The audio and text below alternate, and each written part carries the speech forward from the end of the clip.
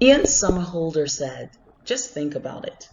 If water is the blood of our planet, flowing through various rivers, streams, and into our oceans, what does that make our coral? Simply put, it's our heart. And we simply cannot live or survive without our heart. Therefore, it's mandatory we heal and protect our coral reefs now. Located in the Eastern Caribbean and a part of the sovereign state of Antigua and Barbuda, Barbuda, with its population of approximately 1,800 people, live in a traditional fishers' village.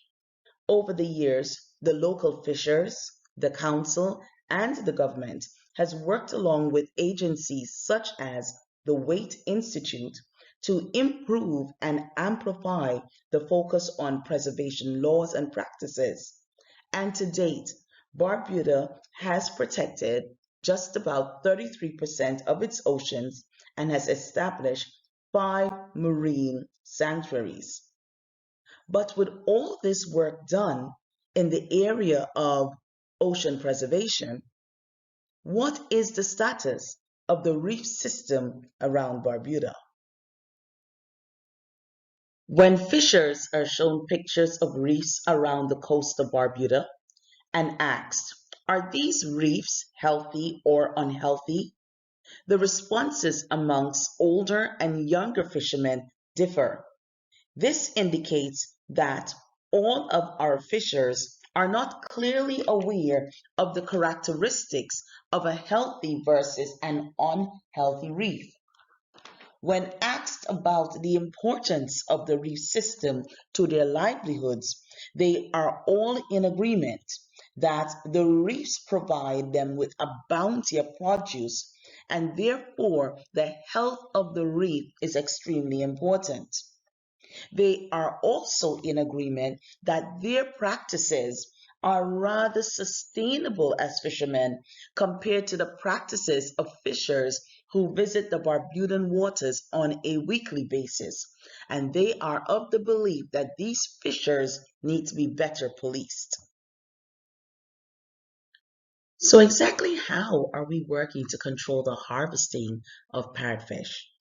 Stopping the harvesting and consumption of parrotfish is an ongoing challenge in the communities of Antigua and Barbuda.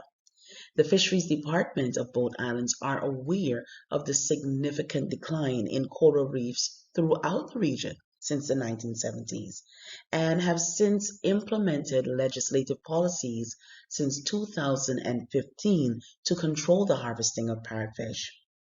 In Antigua, harvesting parrotfish is done on a seasonal basis, while in Barbuda, there is a year-round ban. It is prohibited.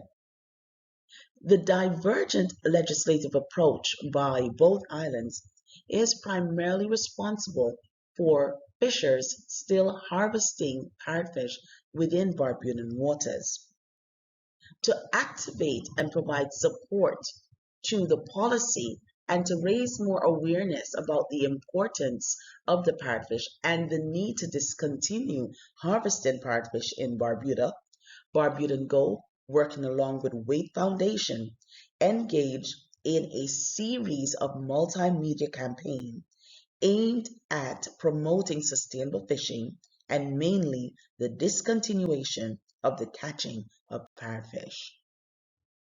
Community is at the core of any successful policy activation. barbudanGO sought out talents within the community to engage in this multimedia campaign.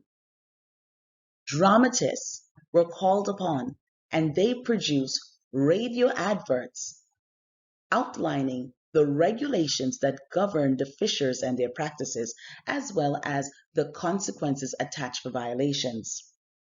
Activists were called to the forum to have an open discussion about the discrepancies that existed in fisheries regulations in Barbuda versus fisheries regulations in Antigua, especially where parrotfish harvesting was concerned. Animators, they came to the table and transformed radio adverts into audio-visual files that were very creative, entertaining, and informative.